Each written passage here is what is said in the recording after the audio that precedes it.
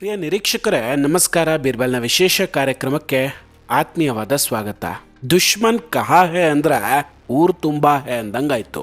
ಪ್ರಧಾನಿ ನರೇಂದ್ರ ಮೋದಿ ಅವರ ಶತ್ರುಗಳು ಅದೆಲ್ಲೆಲ್ಲ ಅಡಕೊಂಡಿದ್ದಾರೋ ಗೊತ್ತೇ ಆಗ್ತಿಲ್ಲ. ದೇಶದ ಹೊರಗಷ್ಟೇ ಅಲ್ಲ ವೀಕ್ಷಕರೇ, ಒಳಗೂ ಕೂಡ ಮೋದಿಜಿಯ ವಿರುದ್ಧ ಸಿಕ್ಕಾಪಟ್ಟೆ ಷಡ್ಯಂತ್ರಗಳು ಪಿತೂರಿಗಳು ನಡೀತಾನೆ ಇದ್ದಾವೆ. ಈಗ ಇನ್ನೊಂದು ದೊಡ್ಡ ರಹಸ್ಯ ಕೂಡ ಬಯಲಾಗಿದೆ. ಮೋದಿಜಿಯನ್ನು ಮುಗಿಸೋದಕ್ಕೆ ಪತ್ರಕರ್ತರಿಗೆ ಫೋನ್ ಕಾಲ್ಗಳು ಬರ್ತಾ ಇದೆ. ಹಣ ಕೊಟ್ಟು ಪಿತೂರಿಯನ್ನು ನಡೆಸಲಾಗ್ತಾ ಇದೆ. ಏನಿದು ಸ್ಟೋರಿ? ಯಾವ ಪತ್ರಕರ್ತರು ಇದರಲ್ಲಿ ಶಾಮೀಲಾಗಿದ್ದಾರೆ? ಕರೆ ಮಾಡಿ ಸಂಚು ರೂಪಿಸ್ತಾ ಇರೋದು ಯಾರು? ಇದೆಲ್ಲದರ ಬಗ್ಗೆ ಡಿಟೇಲ್ ಆಗಿ ಮಾತಾಡ್ತಾ ಹೋಗ್ತೀನಿ.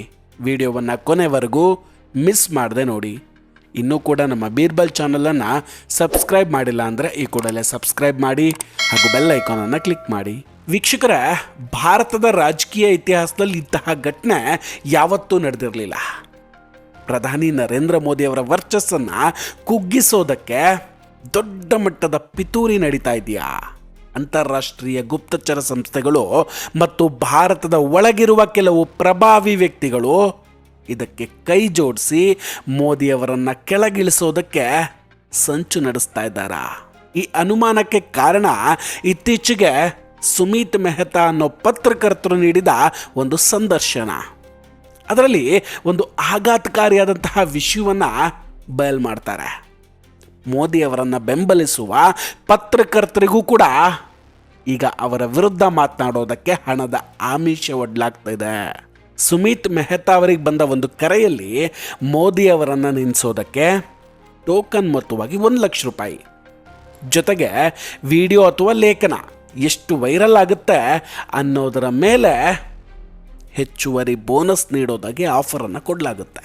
ಇದರ ಮುಖ್ಯ ಉದ್ದೇಶ ಏನಂದರೆ, ಮೋದಿಜಿಯನ್ನು ಈ ಹಿಂದೆ ಬೆಂಬಲಿಸಿದವರು ಕೂಡ ಅವರ ವಿರುದ್ಧ ಮಾತಾಡೋ ಹಾಗೆ ಮಾಡೋದು. ಆಗ ಜನಸಾಮಾನ್ಯರಲ್ಲಿ ನಿಜವಾಗಿಯೂ ಮೋದಿಯವರು ತಪ್ಪು ಮಾಡ್ತಿರಬಹುದೇನೋ, ಅದಕ್ಕೆ ಇವರು ವಿರೋಧ ಮಾಡ್ತಿದ್ದಾರೆ ಅನ್ನೋ ನಂಬಿಕೆ ಮೂಡುತ್ತೆ. ಇದು ಮೋದಿಜಿಯ ವರ್ಚಸ್ಸನ್ನು ನಾಶ ಮಾಡೋದಕ್ಕೆ ಹೂಡಿರುವಂತಹ ಒಂದು ದೊಡ್ಡ ವ್ಯವಸ್ಥಿತ ತಂತ್ರ ಆಗಿದೆ. ಈ ಪಿತೂರಿಯ ಹಿಂದೆ ಕೇವಲ ಭಾರತದ ವಿರೋಧ ಪಕ್ಷಗಳಲ್ಲ, ಅಂತಾರಾಷ್ಟ್ರೀಯ ಶಕ್ತಿಗಳು ಕೂಡ ಇದೆ ಅನ್ನೋ ಅನುಮಾನ ಈಗ ವ್ಯಕ್ತವಾಗ್ತಾ ಇದೆ. ಮೂಲಗಳ ಪ್ರಕಾರ ಜಾರ್ಜ್ ಸೋರೋಸ್ ಅನ್ನೋ ಅಂತಾರಾಷ್ಟ್ರೀಯ ಹೂಡಿಕೆದಾರ ಭಾರತದಲ್ಲಿ ರಾಷ್ಟ್ರೀಯತೆಯನ್ನು ಅಂತ್ಯಗೊಳಿಸೋದಕ್ಕೆ ಮತ್ತು ಮೋದಿಜಿಯನ್ನು ಅಧಿಕಾರದಿಂದ ಕೆಳಗಿಳಿಸೋದಕ್ಕೆ ಸುಮಾರು $100 ಕೋಟಿ ಅಂದರೆ $1 ಬಿಲಿಯನ್ ಹೂಡಿಕೆ ಮಾಡೋದಾಗಿ ಹಿಂದೆ ಹೇಳ್ಕೊಂಡಿದ್ರು. ಈ ಹಣವನ್ನು ಭಾರತದಲ್ಲಿ ನರೇಟಿವ್ ಅಥವಾ ಸುಳ್ಳು ಸುದ್ದಿಗಳನ್ನು ಹರಡೋದಕ್ಕೆ ಬಳಸಲಾಗ್ತಾ ಇದೆ. ನೋಡಿ, 2029 ಚುನಾವಣೆಗೆ ಇನ್ನೂ ತುಂಬ ಟೈಮ್ ಇದೆ. ಆದರೆ ಈಗಿನಿಂದಲೇ ಮೋದಿಜಿಯ ಪ್ರತಿಷ್ಠೆಯನ್ನು ಹಾಳು ಮಾಡೋದಕ್ಕೆ ಈ ಹಣವನ್ನು ಇಲ್ಲಿ ನೀರಿನಂತೆ ಹರಿಸಲಾಗ್ತಾ ಇದೆ ಅಂತ ಸುಮಿತ್ ಮೆಹ್ತಾ ಆರೋಪ ಮಾಡ್ತಾ ಇದ್ದಾರೆ. ಇದರ ಜೊತೆಗೆ ಇವರು ಇನ್ನೊಂದು ಪ್ರಭಾವಿ ಹೆಸರನ್ನು ಕೂಡ ಹೇಳ್ತಾರೆ, ಮಧು ಕಿಶೋರ್ ಈ ಹಿಂದೆ ಪ್ರಧಾನಿ ಮೋದಿಯವರ ಕಟ್ಟ ಬೆಂಬಲಿಗರಾಗಿದ್ದರು. ಆದರೆ ಈಗ ಅವರು ಕಂಪ್ಲೀಟಾಗಿ ಮೋದಿಜಿಯ ವಿರುದ್ಧ ತಿರುಗಿ ಬಿದ್ದಿದ್ದಾರೆ.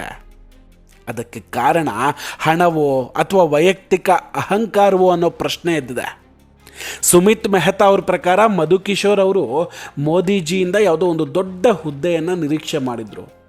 ಆದರೆ ಅದು ಸಿಗದ ಕಾರಣ ದ್ವೇಷದ ಹಾದಿ ಹಿಡಿದಿದ್ದಾರೆ. ಅಷ್ಟೇ ಅಲ್ಲದೆ ಹಿರಿಯ ನಾಯಕ ಸುಬ್ರಹ್ಮಣ್ಯನ್ ಸ್ವಾಮಿ ಇವ್ರ ಬಗ್ಗೆ ಕಳೆದ ವಿಡಿಯೋದಲ್ಲಿ ನಾವು ಮಾತಾಡಿದ್ವಿ. ತುಂಬ ಗಂಭೀರ ಆರೋಪಗಳು ಕೇಳಿಬರ್ತಿದೆ ಇವ್ರ ಮೇಲೆ. 1970ರಿಂದಲೇ CIA ಅಮೇರಿಕಾದ ಗುಪ್ತಚರ ಸಂಸ್ಥೆ ಏಜೆಂಟ್ ಆಗಿ ಕೆಲಸ ಮಾಡ್ತಿದ್ದಾರೆ ಅನ್ನೋ ಆರೋಪವನ್ನು ಸುಮಿತ್ ಮೆಹ್ತಾ ಅವರು ಇವ್ರ ಮೇಲೆ ಮಾಡ್ತಾ ಇದ್ದಾರೆ. ಈಗ ಸುಬ್ರಹ್ಮಣ್ಯನ್ ಸ್ವಾಮಿ ಅವರು ಹರಡುವಂತಹ ಸುದ್ದಿಗಳು ಮತ್ತು ರಾಹುಲ್ ಗಾಂಧಿ ಅವರ ಟೂಲ್ ಕಿಟ್ ಎರಡೂ ಮೋದಿಯವರನ್ನು ಗುರಿಯಾಗಿಸ್ಕೊಂಡಿದೆ ಅಂತ ಅವ್ರು ಹೇಳ್ತಾರೆ. ನೋಡಿ, ಈ ಪಿತೂರಿಯ ಮತ್ತೊಂದು ಆಘಾತಕಾರಿ ಮುಖ ಅಂದರೆ ಮಣಿಪುರದ ಪರಿಸ್ಥಿತಿ. ಮಣಿಪುರದಲ್ಲಿ ಹಿಂಸಾಚಾರವನ್ನು ಪ್ರಚೋದಿಸೋದಕ್ಕೆ ಅಮೇರಿಕಾದ ಮರ್ಜಿನರಿ ಅಂದರೆ ಬಾಡಿಗೆ ಸೈನಿಕ ಮತ್ತು CIA ಏಜೆಂಟ್ ಮ್ಯಾಥ್ಯೂ ವ್ಯಾನ್ ಡೈಕ್ ಅನ್ನೋನನ್ನು ಬಳಸ್ಕೊಳ್ಳಲಾಗಿತ್ತು ಅಂತ ಮೂಲಗಳು ಹೇಳ್ತಾ ಇದೆ. ಇದರ ಬಗ್ಗೆ ಕೂಡ ನಾವು ಡೀಟೇಲಾಗಿ ಮಾತಾಡಿದ್ವಿ. ಈತ ಮಣಿಪುರದಲ್ಲಿ ಉಗ್ರರಿಗೆ ಶಸ್ತ್ರಾಸ್ತ್ರ ತರಬೇತಿ ನೀಡ್ತಿದ್ದಾಗ ಸಿಕ್ಕಿಬಿದ್ದಿದ್ದಾನೆ. ಭಾರತದ ಈಶಾನ್ಯ ಭಾಗದಲ್ಲಿ ಕುಕಿಲ್ಯಾಂಡ್ ಅನ್ನೋ ಪ್ರತ್ಯೇಕ ದೇಶವನ್ನು ನಿರ್ಮಿಸೋದಕ್ಕೆ CIA ಸಂಚು ರೂಪಿಸಿದೆ ಅನ್ನೋ ಗಂಭೀರ ಆರೋಪ ಕೇಳಿಬರ್ತದೆ. ಅದಕ್ಕಾಗಿ ಮಣಿಪುರದಲ್ಲಿ ಸುಮಾರು 12,000 ಎಕರೆ ಪ್ರದೇಶದಲ್ಲಿ ಅಫೀಮನ್ನು ಬೆಳೆಸಲಾಗ್ತಿತ್ತು. ಈ ಅಫೀಮು ಮಾರಾಟದಿಂದ ಬರುವ ಹಣವನ್ನು ಭಾರತದ ವಿರುದ್ಧ ಯುದ್ಧ ಮಾಡೋದಕ್ಕೆ ಬಳಸ್ಕೊಳ್ಳಲಾಗ್ತಿತ್ತು. ಆದರೆ ಪ್ರಧಾನಿ ಮೋದಿ ಮತ್ತು ಹಿಮಂತ್ ಬಿಶ್ವ ಶರ್ಮಾ ಅವರು ಈ ಅಫೀಮು ಬೆಳೆಗಳನ್ನು ನಾಶ ಮಾಡ್ತಾರೆ. ಸುಮಾರು 12,000 ರಿಂದ 13,000 ಕೋಟಿ ರೂಪಾಯಿಗಳ ಕಪ್ಪು ದಂಧೆಗೆ ಬ್ರೇಕ್ ಹಾಕಲಾಗುತ್ತೆ. ಇದರಿಂದಾಗಿ ಅಮೆರಿಕ ಮತ್ತು CIA ಮೋದಿ ಅವ್ರ ಮೇಲೆ ಸಿಟ್ಟಾಗುತ್ತೆ. ನೋಡಿ, ಪ್ರಧಾನಿ ಮೋದಿಯವರ ದೊಡ್ಡ ಶಕ್ತಿ ಅಂದರೆ ಮಹಿಳಾ ಮತದಾರರು.